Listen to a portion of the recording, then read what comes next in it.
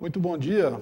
Hoje é segunda-feira, 31 de agosto, e este é o programa da Defenda PM. Estamos ao vivo pela TV Osasco, aqui no estado de São Paulo, para todo o Brasil, pela Com Brasil e redes sociais. Aqui comigo está o Coronel Ernesto Puglia Neto, secretário executivo da associação, e hoje nós vamos, em duas entrevistas, vamos falar de bombeiros e educação. Bem-vindos.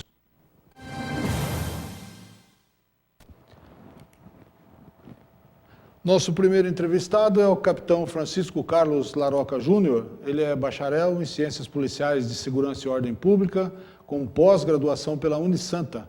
O capitão Laroca é instrutor na Escola Superior de Sargentos e instrutor de mergulho e salvamento aquático no Corpo de Bombeiros. Bom dia, capitão. Muito obrigado por estar aqui conosco para a entrevista. Bem-vindo. Eu agradeço o convite e extremamente honrado, satisfeito em poder contribuir com um assunto tão importante. Bom dia, Coronel Ernesto. Bom dia, Silvio. Bom dia, Laroca. Bom dia a vocês que nos assistem pelas diversas mídias que nós temos aumentado cada vez mais a nossa prospecção junto ao nosso público. Muito obrigado por estar nos acompanhando. Muito obrigado, Laroca, por estar aqui. Acho que esse assunto que você vai trazer para nós é um assunto extremamente importante. É um assunto que tem ganho de uma forma mundial a atenção dos corpos de bombeiros ao longo dos tempos mais recentes, e parabéns pela essa bandeira que você assume. A gente sabe de tudo aquilo que é da dificuldade que é prestar um serviço como prestam os bombeiros, e agora surge mais essa vertente de preocupação. Fala um pouquinho, talvez para os nossos telespectadores, aquilo que você vai desenvolver aqui. Se eu disser que desde 2002 68% dos bombeiros faleceram de câncer, talvez o pessoal entenda um pouco da gravidade do assunto e da importância em combatermos esse tipo de problema. Estatísticas indicam que desde 2002 esses bombeiros faleceram, e mundialmente o tema câncer em bombeiro é algo extremamente novo, e nós começamos algumas pesquisas aqui no estado de São Paulo. Eu sou capitão do Corpo de Bombeiros do Estado de São Paulo, para deixar claro para todos. E esse trabalho vem sendo feito por mim e por alguns amigos e assessores até desde 2016, quando eu viajei para os Estados Unidos em uma feira de bombeiros e conferencistas, né? Vários bombeiros do mundo todo estiveram presentes expondo o assunto. E o primeiro slide, o primeiro banner que eu vi lá foi realmente sobre essa estatística. 68% dos bombeiros vão morrer de câncer. Esse assunto me preocupou bastante. Eu entendi, obviamente, a mensagem, mesmo que seja em inglês, e comecei a conversar com quem estava expondo esse assunto lá na feira. E eu fiquei extremamente preocupado, porque o primeiro ponto que nós temos que mudar de forma urgente é a cultura do bombeiro que trabalha no serviço operacional. Qual que é essa cultura?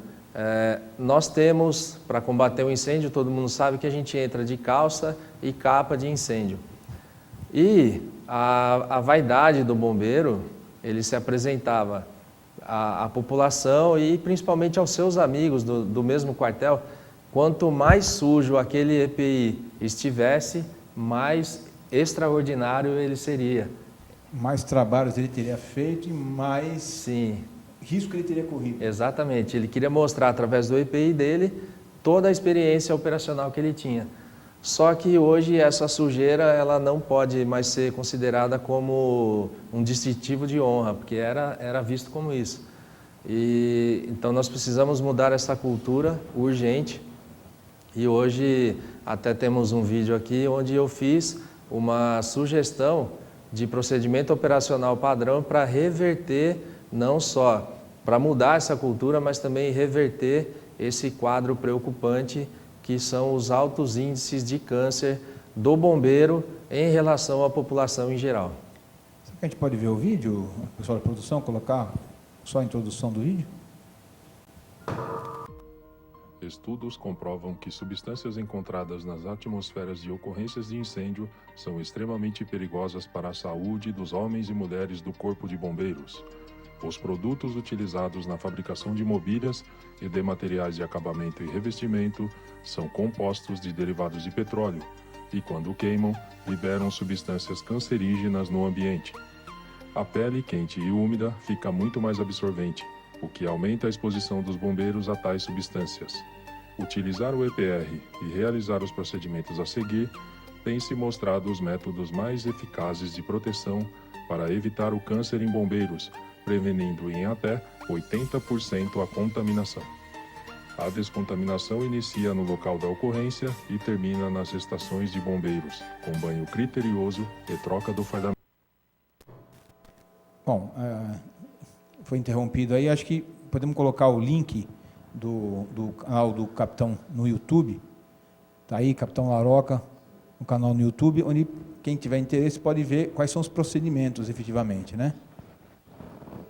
Nesse vídeo colocado no canal do YouTube, nós estabelecemos uma sequência com 7 passos importantes a serem seguidos para que esse problema seja revertido.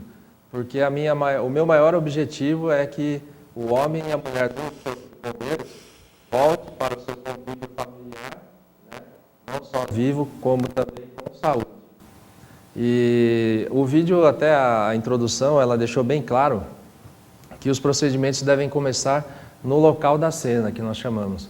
E, novamente, aqui nós temos um grande desafio, que é fazer com que o bombeiro que atendeu aquela ocorrência de incêndio saia do incêndio e tome posição para que outro bombeiro faça a limpeza e descontaminação na cena, que é o primeiro nível de limpeza estabelecido pela NFPA 1851, que foi a norma americana utilizada como referência para todos os estudos, né?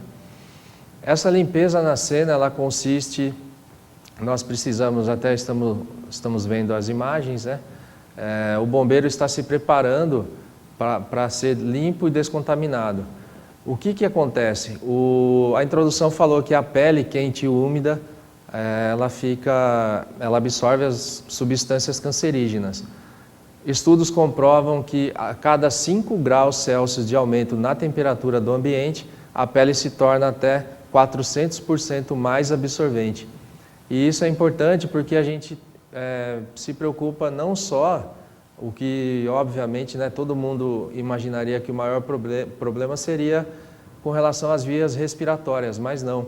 É o contágio através desse EPI que está sendo limpo nesse vídeo agora, mas esse EPI, equipamento de proteção individual, né, é sujo, com aquelas substâncias cancerígenas realmente impregnadas, com esse aumento da temperatura, a pele ficaria quente e úmida, ela absorve essas partículas. E essas partículas caindo na corrente sanguínea elevam em muito os níveis aí a probabilidade de o bombeiro ser diagnosticado com algum tipo de câncer.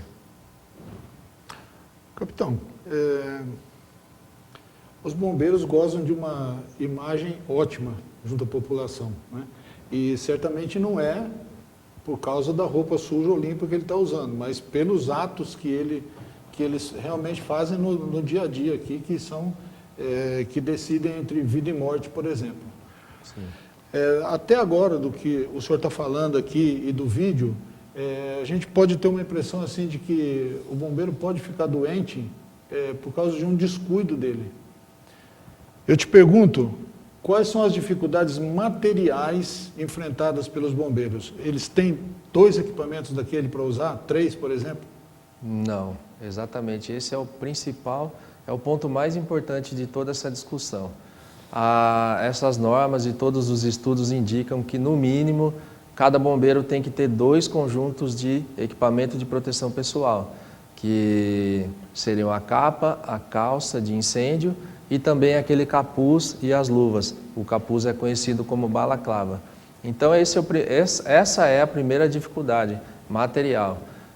Mostrar para as autoridades e para o poder público que o bombeiro ele está realmente doando a sua vida e ele precisa desse apoio, porque o segundo conjunto de proteção pessoal é extremamente importante para a redução desses índices de câncer. Você trouxe algumas informações também em banners, né? Acho que é interessante a gente colocar. Temos. Esse slide ele mostra os riscos adicionais em que o homem e a mulher do Corpo de Bombeiros têm de ser diagnosticado com câncer em comparação com a população em geral. Nós temos ali ó, 102% a probabilidade de ser diagnosticado com câncer testicular. Sim. Ou com mesotelioma, é isso? Mesotelioma. Seria um câncer no mesotélio que envolve aqui toda a região pulmonar e as camadas que o envolvem, né? Um detalhe interessante, o que me fez, né, realmente começar todo esse estudo, no primeiro, eu sempre fui preocupado com a saúde, com a qualidade de vida da minha tropa, dos meus homens e mulheres que trabalhavam comigo. E eu tenho um amigo, hoje subtenente do Corpo de Bombeiros, e ele teve o mieloma múltiplo, que do lado direito da tela nós temos ali que o bombeiro tem 53% de chance a mais de ser diagnosticado com esse tipo de câncer. Isso me remeteu a toda essa amizade, porque nós trabalhamos por 12 anos juntos no quartel da Casa Verde, e ele sempre foi um bombeiro muito aguerrido. Ele trabalhava nas motos, e o que acontecia? A moto operacional de bombeiro, por conta do trânsito, é a primeira a chegar. Só que a moto, o homem e a mulher da moto, ele não tem esse EPI. O EPI dele era uma jaqueta de couro e o capacete de motociclista. O mais difícil era convencer esse bombeiro que chegava primeiro que ele deveria aguardar o apoio, porque muitas vezes ele chegava, o fogo estava naquela fase inicial, é uma fase problemática, porque as vítimas elas querem salvar o seu patrimônio, até algo natural. Só que a vítima tentando salvar o seu patrimônio acabava virando, obviamente, uma vítima, mas obrigava a entrada desse bombeiro para fazer a exploração e o resgate da vítima. Então ele teve assim uma exposição muito elevada por muito tempo e realmente intensa pela falta do EPI. E quando eu vi essas estatísticas lá nos Estados Unidos, na hora lembrei dele e falei, não, a gente tem que mudar isso daí, porque não só ele não merece, mas acho que ninguém merece, né? Como o senhor bem disse, os homens e mulheres do Corpo de Bombeiros estão realmente dando a sua vida pela população e eles precisam desse apoio. Nós conseguimos realizar algumas pesquisas sobre o assunto e todo esse estudo acabou sendo traduzido nesse vídeo, onde eu fiz uma sugestão ao comando do Corpo de Bombeiros desse procedimento operacional padrão. Pela tropa, a sugestão de POP foi muito bem aceita, porém, nós esbarramos nesses desafios apontados. Podia passar também os outros slides, acho que falam do passo a passo, né? Então, aí as informações básicas, que isso é para o bombeiro. É para o bombeiro. A primeira observação ali, utilize sempre o equipamento de proteção respiratória. Pode parecer até brincadeira, mas o que acontece, né? Nós temos uma limitação de materiais nas ocorrências, nós atendemos a ocorrência e de repente o ar respirável acaba. A gente troca o cilindro, entra novamente e esse ar acaba. Só que nós temos uma fase muito preocupante no incêndio, que é o momento do rescaldo, em que já não temos mais fogo, nós apagamos pequenos focos e existe uma cultura de retirar o EPR até para aliviar a coluna, porque realmente é um trabalho extremamente desgastante. Só que nós temos que lembrar que partícula inalada é partícula absorvida pelo pulmão. O segundo ponto, nós temos que remover esse EPI e esse EPR contaminado o mais rápido possível. E aí, por conta disso, vem esse vídeo que nós apresentamos, de fazer toda essa limpeza e descontaminação e retirar tudo isso no local da cena. Realizando esses procedimentos, como eu gosto de frisar, né, nós devemos fazer isso na cena. Por quê? Porque se nós deixarmos para realizar essa limpeza no quartel, esse bombeiro com o EPI contaminado, ele vai contaminar a viatura, o caminhão, ele vai chegar no quartel e toda essa cultura realmente existia e isso que deve ser mudado por nós, E nós temos condição de mudar isso.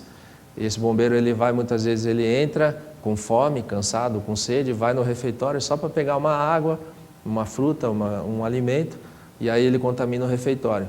E aí ele lembra de tirar o conjunto e coloca ao lado da viatura. E acaba contaminando todo esse ambiente. Então isso deve ser feito na cena realmente. Esse quarto ponto é mais um desafio que nós encontramos, porque nós temos que utilizar para limpeza do corpo do bombeiro no local da cena, lenços umedecidos. Só que não são lenços infantis utilizados para bebê, tem que ser um lenço específico. Até na química nós lembramos que semelhante dissolve semelhante, né? Então, os lenços umedecidos feitos para bombeiros, nós já temos esses lenços no mundo, eles são capazes de absorver essa substância. A nossa região aqui do rosto, pescoço, orelha e nuca, é uma parte que fica muito exposta nas ocorrências de incêndio. Então, a utilização desses lenços pode reduzir em até 85% a chance de ser diagnosticado com câncer. Porque o bombeiro que estiver assistindo sabe, quem atende um incêndio realmente de boas proporções, sabe que ele sai totalmente preto de fuligem, o nariz, o ouvido, as mãos também. Então, é uma estatística muito alta para a gente deixar de levar em consideração, né? Saber que eu tenho que utilizar um lenço. Nós temos esse material aqui? É disponibilizado para o bombeiro aqui? Não, nós não temos. É difícil. Esse é mais um desafio. E não dá para falar em valor, né? Porque é vida, né? Não dá nem para falar em valor. Se custa caro, custa barato. Não interessa. Não interessa. Não interessa. Exatamente. É uma vida que o bombeiro está salvando e a dele, né? Exato. Quantas vidas um bombeiro um bombeiro saudável, ao longo de 35 anos de serviço, que é o que ele vai cumprir a partir da mudança da legislação, quantas vidas essa pessoa vai salvar? Muitas. Então não tem nem que falar em valor.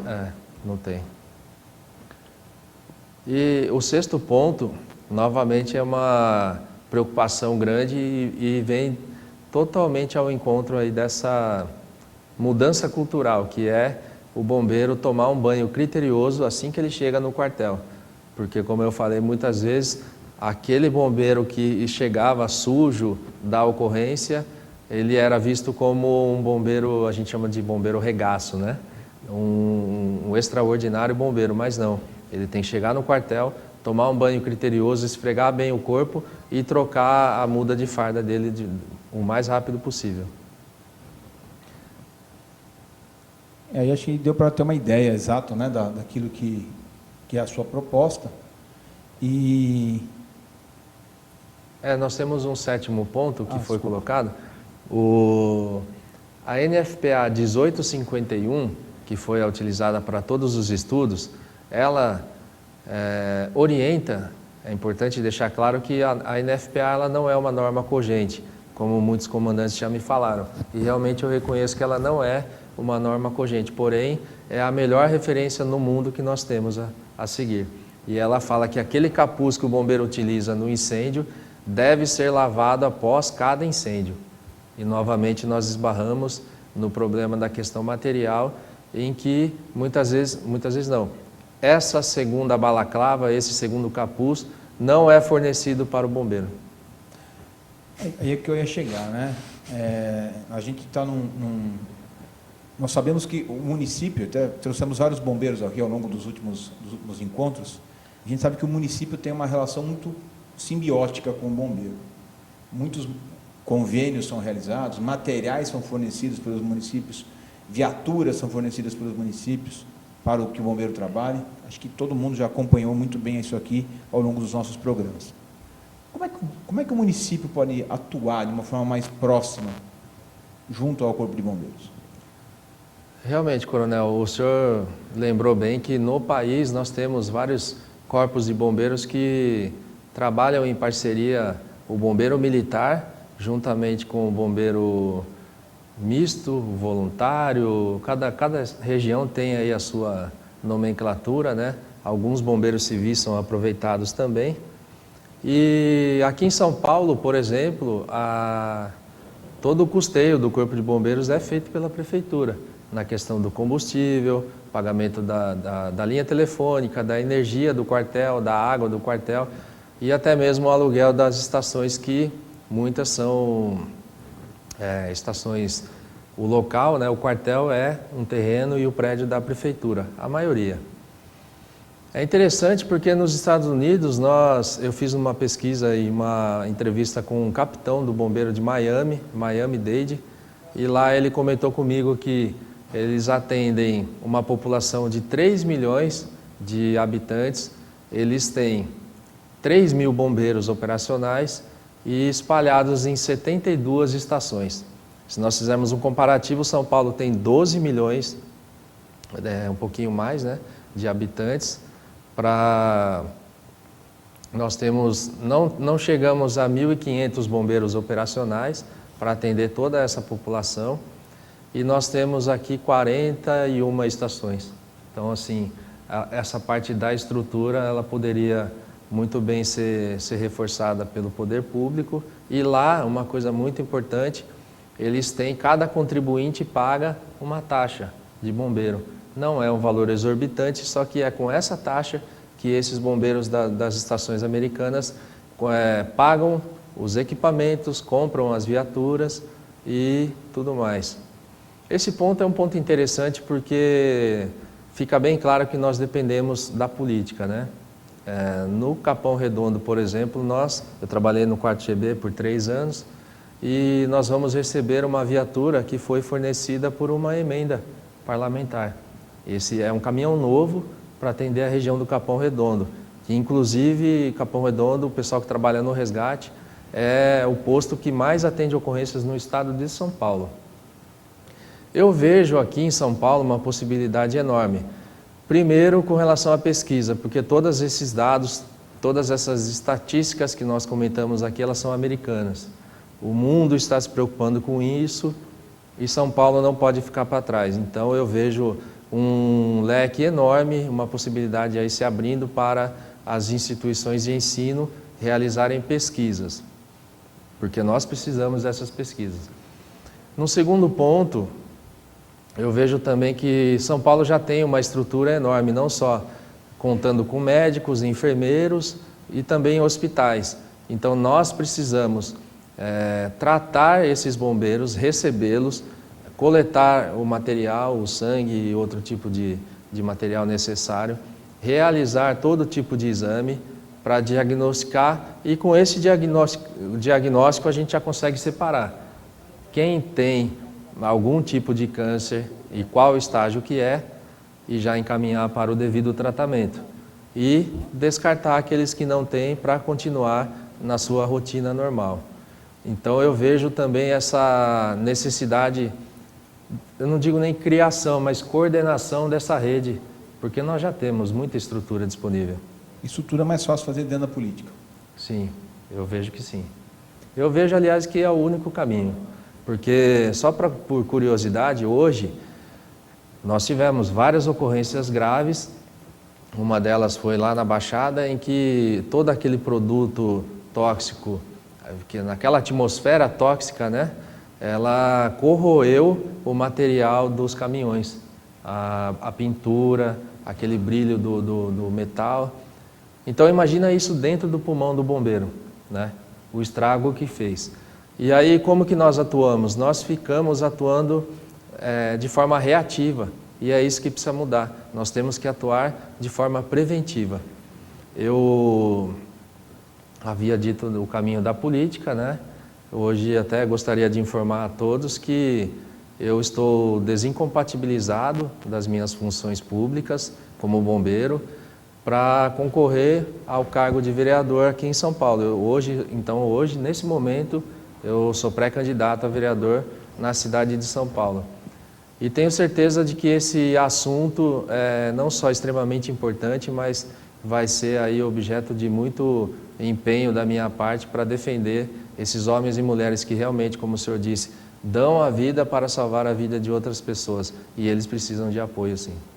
E não só isso, né? Embora nós estamos chegando aí nos finais do tempo, Mas você estava falando também de um outro projeto muito interessante que envolve o treinamento de pessoas que lidam no dia a dia com crianças.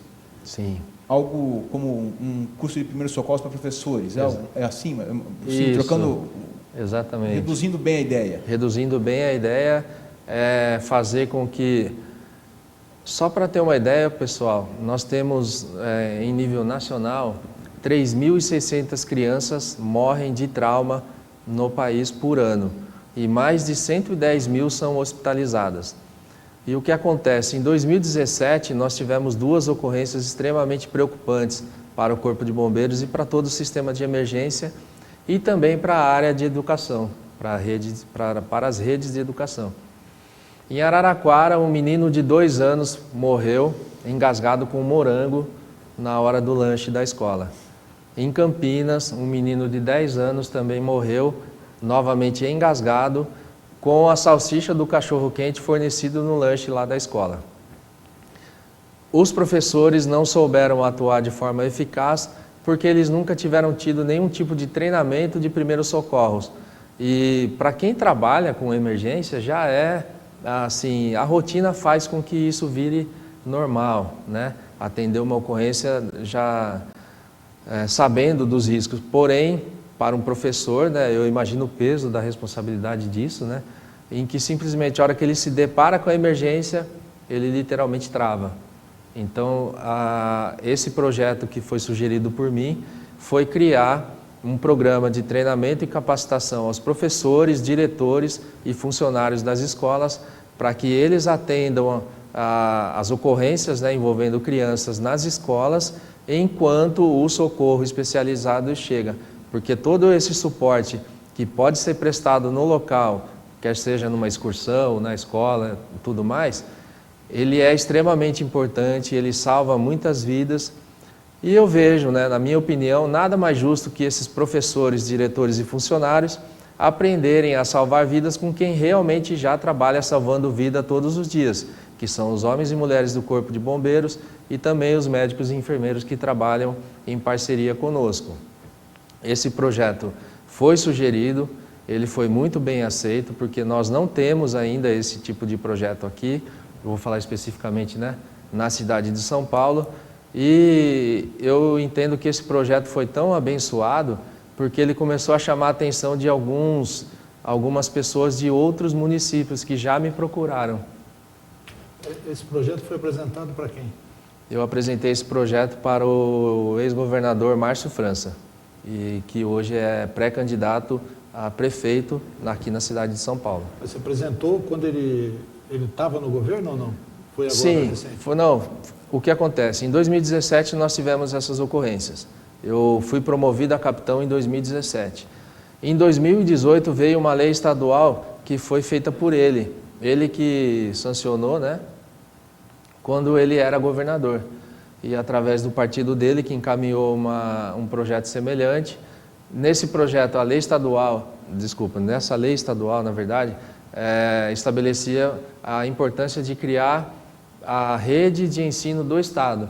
Só que por conta da ocorrência em Campinas, logo na sequência veio uma lei federal e isso acabou gerando um certo descompasso aí no meio jurídico, porque o que normalmente nós vemos é que primeiro veio uma lei federal e depois estados e municípios regulam as suas matérias. Desde 2017 até a promulgação dessas leis em 2018, nós não tivemos esse programa. Então, eu sugeri, através dessa brecha na lei, vamos dizer assim, e falei para ele da importância da Prefeitura de São Paulo criar. Então, todo esse tempo hoje acabou coincidindo em que ele aceitou criar e falou, capitão, esse projeto agora é um projeto nosso, não é só seu, eu vou pôr a mão nisso e tenha certeza de que nós vamos certificar 100% das escolas de São Paulo e eu conto com você e com os bombeiros. Bom, isso é uma notícia muito boa, né? Nós vamos sair agora da rede nacional, o capitão Laroca vai continuar aqui com a gente, vamos para a segunda parte do nosso programa, que aí a TV Osasco vai exibir somente para São Paulo. Mas você pode continuar acompanhando pelo Facebook, tanto da TV Osasco e da Defenda PM também. Então, o capitão continua aqui com a gente, voltamos em seguida.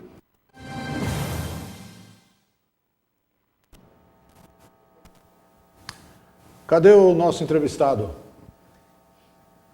Alô. O segundo do dia, aí está, é o coronel Luiz Gustavo Tualdo Pistori, bacharel em Direito e especialista em Direito Militar pela Universidade de Cruzeiro do Sul, mestre em Ciências Policiais de Segurança e Ordem Pública pelo Centro de Altos Estudos da Polícia Militar, especialista pela Fundação Escola de Sociologia Política de São Paulo. Tentamos essa entrevista 2 semanas atrás, não deu, tivemos um problema aqui de tecnologia, mas hoje estamos aí. Bom dia, coronel, seja muito bem-vindo. Bom dia, Silvio, bom dia ao coronel Ernesto também, obrigado pela oportunidade. Os senhores me ouvem bem? Sim, com certeza. Muito bem. Muito bom. Muito obrigado pela oportunidade. Hoje, como outrora combinamos, falaríamos sobre os projetos educacionais, né? Muito me deixou contente esse projeto do capitão Laroca, que vem ao encontro da tríade, da parceria de grande sucesso entre a família, a escola e a polícia, no caso a Polícia Militar, né, através dos seus corpos de bombeiros, distribuídos aí nos 645 municípios. E aqui, no nosso batalhão, né, sediado na cidade de Jaú, responsável aí por cerca de 10 municípios, nós temos aí um apoio muito importante da sociedade que colabora bastante com a polícia no exercício dessa situação protetiva envolvendo os jovens e as crianças. Bom, Pistori, muito obrigado por estar com a gente aqui, a satisfação.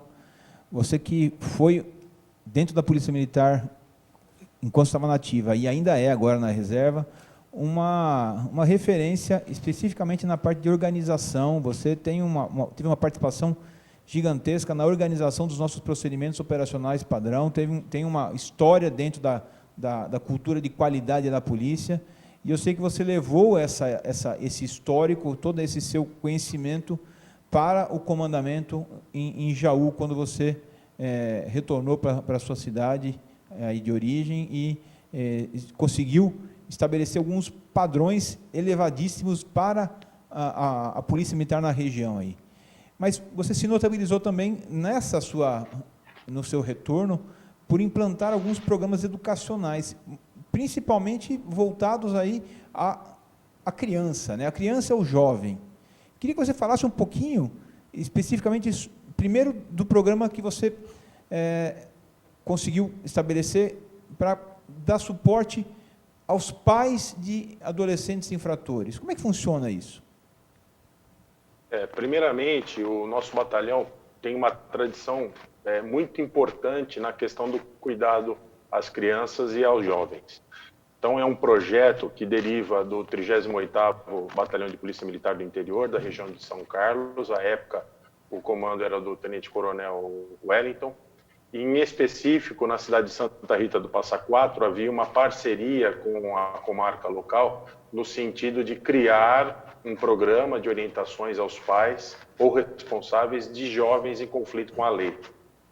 E foi muito interessante que havia uma realidade de reincidência muito grande naquele local, e a partir de então buscou-se criar uma melhoria do pleno exercício do poder familiar por parte dos pais e responsáveis, no sentido de dar verdadeiro corpo pleno ao caráter protetivo que a lei pede às crianças e aos adolescentes. Então, esse juízo, em parceria com a Polícia Militar, com a Prefeitura, com o Ministério Público, com o Conselho Tutelar e outros órgãos de interesse, se uniram e organizaram um cronograma de 10 palestras, né, obrigatórias, semanais, por cerca de 2 horas cada uma. E no caso lá eles colocaram as quartas-feiras. E nessas palestras são desenvolvidos diferentes assuntos. Por exemplo, né, orientação em relação às liberdades assistidas ou às próprias internações, o papel fundamental dos pais na redução da violência e dos desvios comportamentais que são naturais, inclusive, na vida do adolescente. Prevenção a DSTs e a gravidez indesejada nessa tenra idade do início da fase adulta.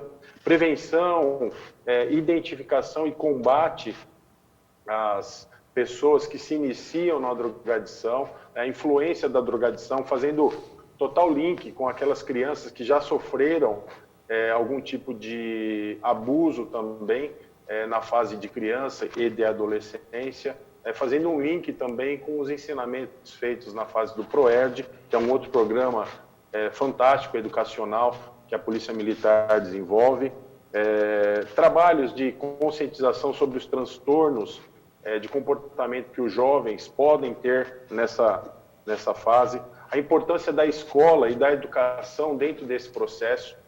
Então, é muito valorizar o conteúdo em relação ao professor, o papel do professor, o exercício da educação e da formação desse jovem. Como o próprio programa diz, melhorar o exercício do poder familiar. Muitas vezes aquela família, independentemente da condição econômica, está desestruturada por diferentes causas, e esse papel das orientações vem colocar a efeito a necessidade de mudança no comportamento tanto do jovem, ou melhoria desse comportamento, e do comportamento da família, que sofre, de uma certa forma, todas as consequências econômicas, sociais, psicológicas, sanitárias, morais, que uma vida, digamos assim, de desvios pode influenciar esse jovem e a própria família, E, de uma certa forma, dar um destino para esse jovem. Então, o grande fruto dessas palestras é melhorar o exercício do poder familiar e dar esperança para esse jovem de que ele possa, com um comportamento adequado, ter um destino mais favorável, mais saudável para a sua vida, que o torne uma pessoa mais plena, mais feliz, enquanto cidadão, enquanto pessoa, no seu cerne mais amplo, em todos os seus matizes, A gente sabe, Pistori, do mesmo jeito que eu estava conversando com o Laroca aqui, que o poder público municipal ele tem uma relevância muito grande em todos os aspectos da vida em sociedade. Afinal, isso não é fala minha, é uma fala que se repercute por muitas pessoas. A gente não vive no país, a gente não vive no estado, a gente vive no município. É no município que as coisas acontecem, é no município que as relações se frustram ou não, principalmente, Se a gente tem um apoio municipal, os municípios que dão apoio ao seu cidadão têm uma qualidade de vida enorme, a gente pode citar vários aqui no Brasil. Como é que você enxerga a capacidade de um poder público municipal interferir num projeto como esse que você está dizendo aí? Bom, o papel do município ele é muito importante, Questões de segurança pública, em sentido amplo, muitas vezes é reduzida a atividade policial. E eu discordo. Muitas questões de segurança pública têm questões policiais, mas envolvem outros entes federativos, outros níveis de administração pública. E o papel do município nessa governança municipal da segurança pública tem papel fundamental, que a gente chama de segurança primária, nas causas que perpetuam a violência, perpetuam a incivilidade, perpetuam o desastre, muitas vezes, social, que ela tem função local. Cada vez mais, infelizmente, os ordenamentos centralizam competências, mas a demanda, infelizmente, é local. E esse distanciamento entre a demanda local e o ordenamento central tem um lapso, uma distância, não só financeira, orçamentária, como uma distância procedimental, O indivíduo, antes de morar no estado, ele mora numa cidade, ele mora num bairro, numa rua, frequenta uma escola local. Então, quanto mais rápido, for mais individualizada a conduta do aparelho público, quanto melhor for a intervenção cirúrgica para diminuir as possibilidades de causas de entrada na violência, de insegurança social, da prevenção à saúde, como foi muito bem explanado aí pelo capitão Laroca, menos a gente terá a possibilidade de incorrer em erros sociais e as consequências desses erros sociais, como morte, violência, enfim, todo tipo de calamidade pública que a gente pode só ter, Eu sei também que você tem um outro projeto voltado, como o Laroca falou, voltado também à presença de crianças e adolescentes nas escolas. Como é que funciona esse outro projeto que envolve a escola? Esse outro projeto, é importante que a gente tenha que frisar, né? Tudo aquilo que é bom precisa ser replicado, né?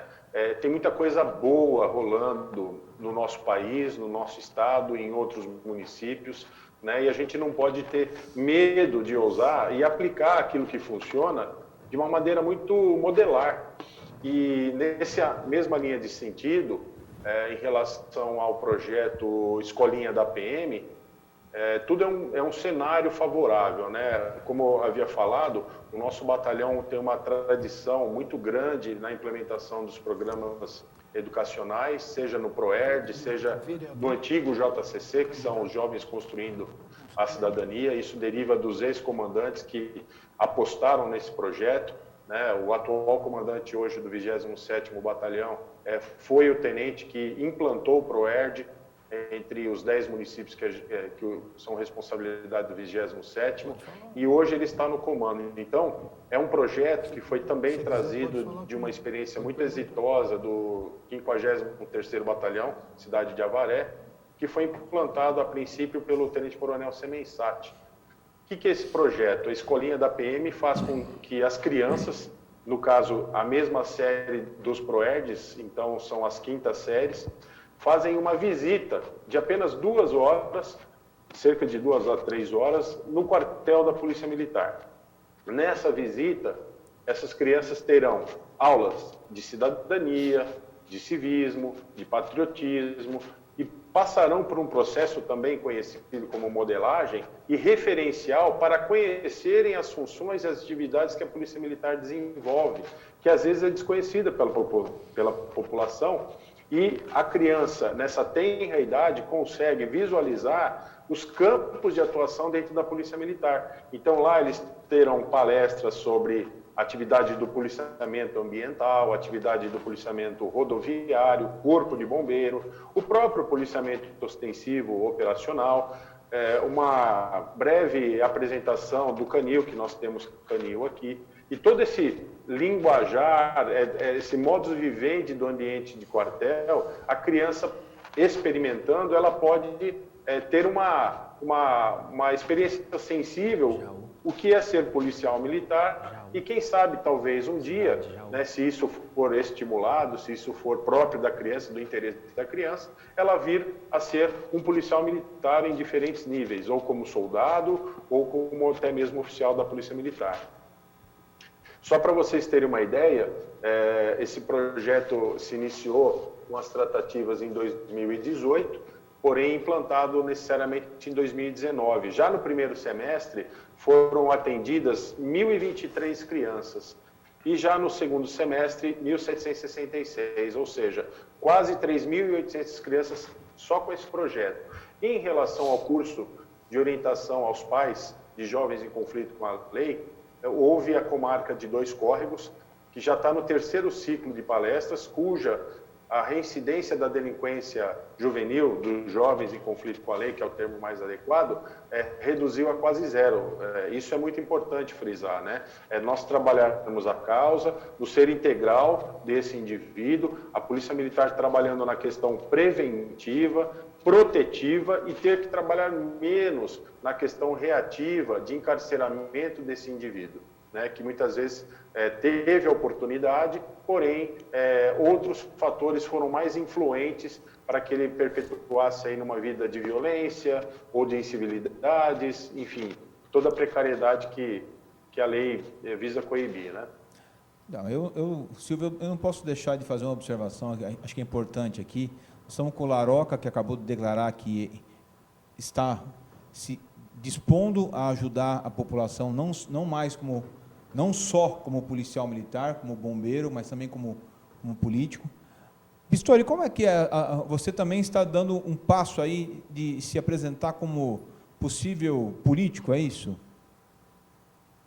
Bom, isso foi um anseio que algumas pessoas tiveram no ano passado, ao me convidarem, a princípio a gente negou, até por questão que eu hoje estou na reserva, né, na atividade pós a PM, né, experimentando aí a inatividade. O ano passado, algumas pessoas me contactaram, havia o interesse de que eu participasse do pleito esse ano, e foi um processo que foi construído. Hoje eu estou previamente candidato a prefeito, mas isso não depende só de nós, né? As prévias, as coligações aí se findam até 15 de setembro, mas eu acredito que a elaboração de bons projetos é que devem vingar, né?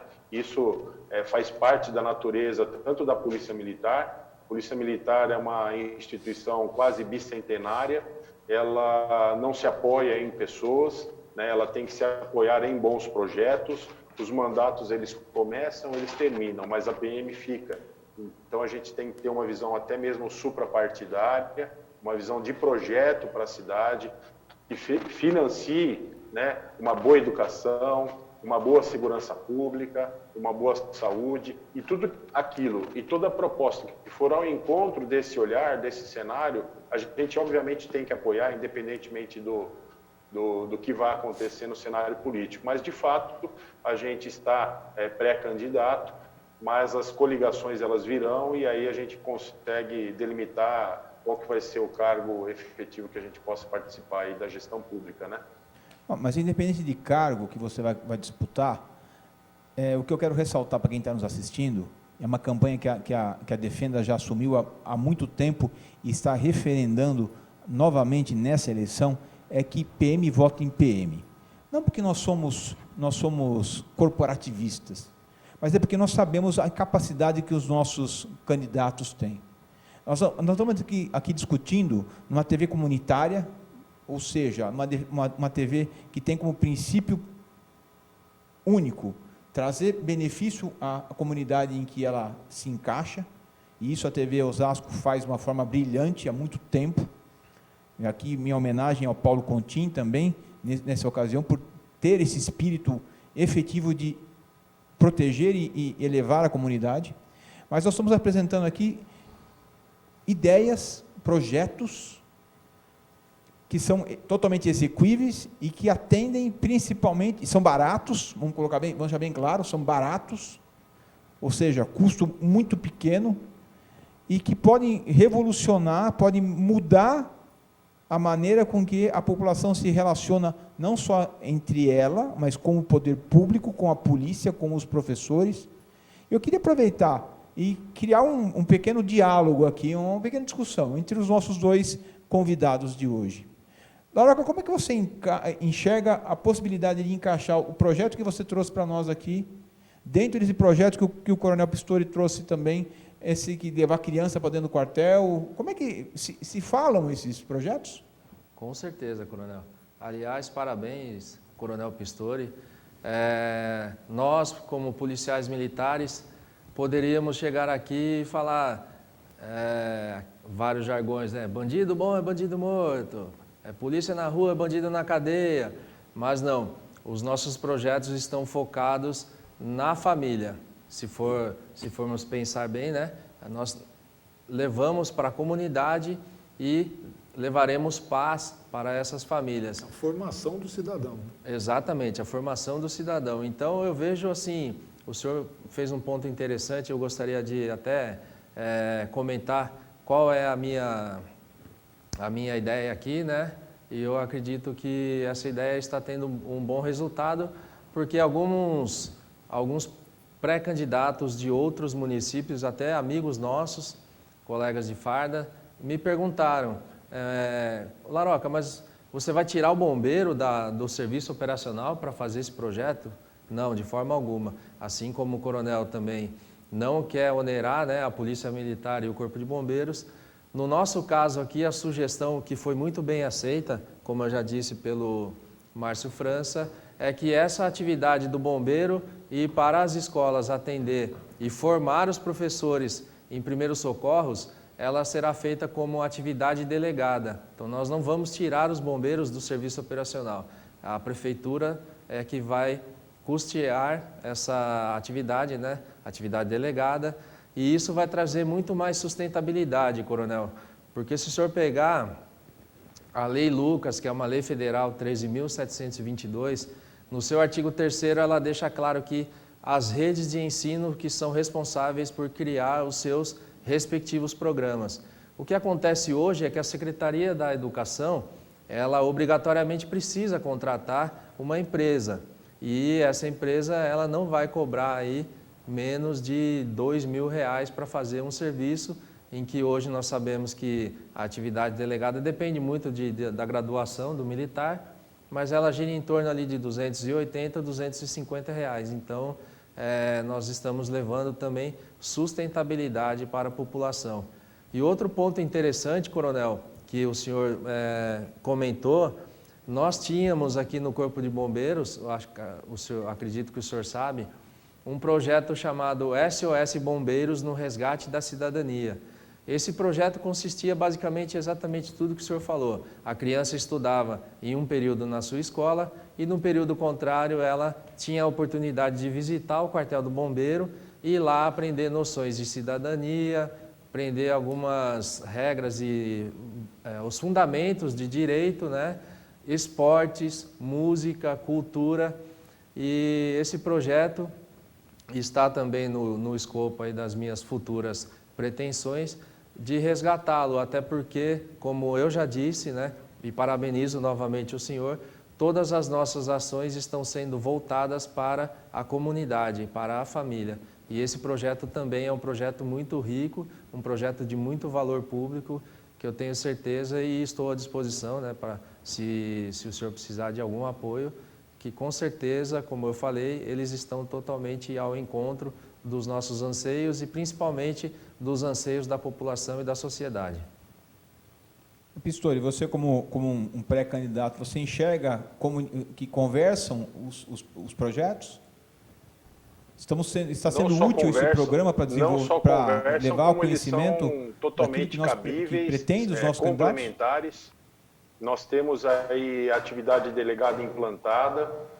É bom frisar que não é uma atividade que o município paga pela competência inerente somente ao Estado, é uma atividade delegada que a preocupação é essa tropa estar à disposição do Poder Público Municipal nas questões de segurança primária que impactam na segurança pública.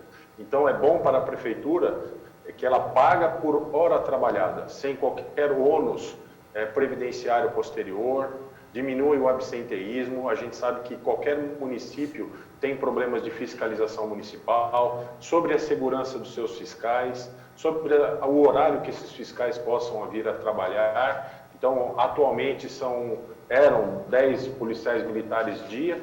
Isso é um processo de muita incidência de necessidade da prefeitura. Então, de repente, tem um evento, exige que tenham 20 policiais num dia só, não importa, mas essa comissão paritária da atividade delegada, formada por membros da Polícia Militar e da Prefeitura, conceituam nos problemas de interesse e de resolução.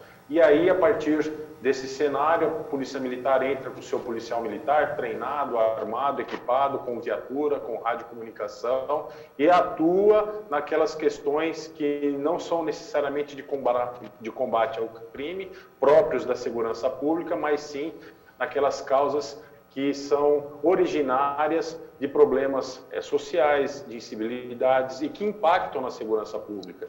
E quando a gente fala desses programas educacionais, é muito importante a gente citar o caráter preventivo. Então não dá para quantificar, seria difícil quantificarmos quanto uma criança vacinada com o ProERD estaria da drogadição em anos posteriores.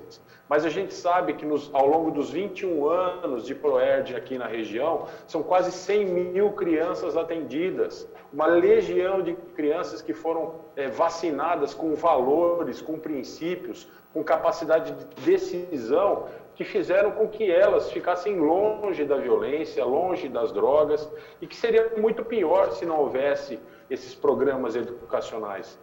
Eu, quando criança, morava em São Paulo, sou nascido de São Paulo, mas a gente assistia a missa ali na Igreja Nossa Senhora da Saúde, do lado do quarto GB. E após a missa, uma um domingo à noite, meu pai me levou no quartel e fui lá recepcionado por um serviço de dia que mostrou-me as viaturas e tal. E esse encantamento que a criança tem com a atividade de polícia, do policial, a figura do policial, do bombeiro, ela impregna de uma tal maneira nessa criança que faz com que ela fique impactada com a atividade que salva, com a atividade que protege, com a atividade que resgata esse cenário do bem, né? Esse é o grande motivo de programas educacionais, é fazer com que o policial ou bombeiro seja fonte de orgulho para aquela criança, seja um ídolo inspirador, diferentemente de alguns outros cenários em que você tem aí uma perspectiva de ostentação, né? Uma perspectiva que o crime muitas vezes faz de cooptação dos seus jovens, né? Através do dinheiro, da fama, do enriquecimento, com base no mal de outras pessoas, seja na drogadição, no roubo. E a atuação da Polícia Militar, e esse é o importante mérito desses programas, inclusive eu já conheci o seu programa, Laroca, é que a Polícia Militar, ela atua não basicamente sobre o ódio em relação ao crime, mas sim sobre a vontade, o amor em salvar pessoas, em proteger nossas crianças, proteger nossos jovens, formá-los para que eles sejam cidadãos que contribuam de fato com uma sociedade melhor. Esse é o grande valor da educação que a Polícia Militar tem a cada dia nos seus programas educacionais enfrentado. Quando a gente fala de PM e voto em PM, eu fico muito assim motivado em saber que muitos policiais militares têm entrado no cenário político, muitas vezes visto até como um cenário negativo, né, da politicagem antiga, mas são espaços que cada policial militar precisa ocupar com os seus valores, os valores pregoados dentro da Polícia Militar, como honra, como coragem, como verdade, como patriotismo. Isso daí não tem preço se a gente quantificar o quanto que a contribuição de cada policial militar possa fazer, não só na política, mas também nos cenários aí de administração pública. É muito comum o policial militar ficar refratário, até porque esse exercício em cima da política leva tempo para as pessoas experimentarem que elas fazem parte desse cenário. E quanto menos ligados à política, mais a gente pode ficar atrelado a pessoas que comandam os nossos destinos sem aquele viés de valores, de princípios que nós acreditamos.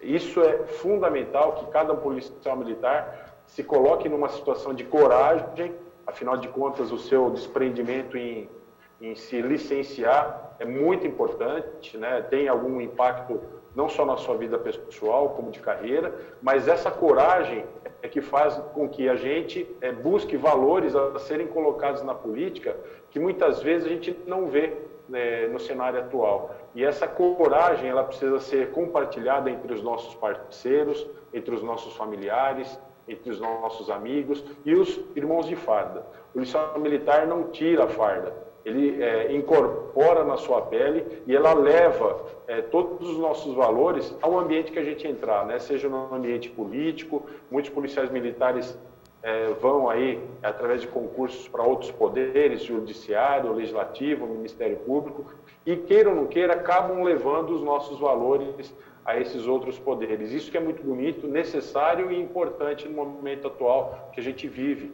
né? Um momento de muita incerteza, né? A pandemia ainda se arrasta, porém a gente tem que ter a coragem de enfrentar esses desafios, não com medo, mas sim como uma realidade que precisa ser mudada com valores, com princípios, e muito me causa realmente esperança de termos tantos policiais militares, desde soldado até coronel, concorrendo aos diversos pleitos cabíveis aí em 2020, né, para 2021 em diante. Coronel, nosso tempo está esgotado aqui, então eu vou me despedir do senhor e já adiantando que assim que a situação aí for resolvida, né, o que o senhor vai fazer mesmo para a gente voltar a conversar, não é isso? Com certeza. Então, muito obrigado pela sua participação, viu, meu caro? Bom dia. Muito obrigado pela oportunidade, Silvio. Capitão Laroca, muito obrigado também pela sua participação aqui no nosso programa. e vamos tocar para frente essas ideias aí que o senhor desenvolveu aqui. Ernesto, vamos usar mais 30 segundinhos aqui. Vamos combinar que esses programas aí que o capitão Laroca falou, o Pistori falou lá, eles não são, assim, de responsabilidade da Polícia Militar, né? Ela depende de uma vontade política do mandatário de plantão aí. Porque você apresenta o projeto, se o mandatário achar que não implanta e estamos conversados, né? Por isso que a gente vai precisar ficar muito atento em quem a gente vai colocar lá na prefeitura. Tem que escolher muito bem. Muito bem. Então, estamos encerrando aqui, desejando a todos uma boa tarde, ótima semana e até segunda-feira que vem, 7 de setembro. Até lá.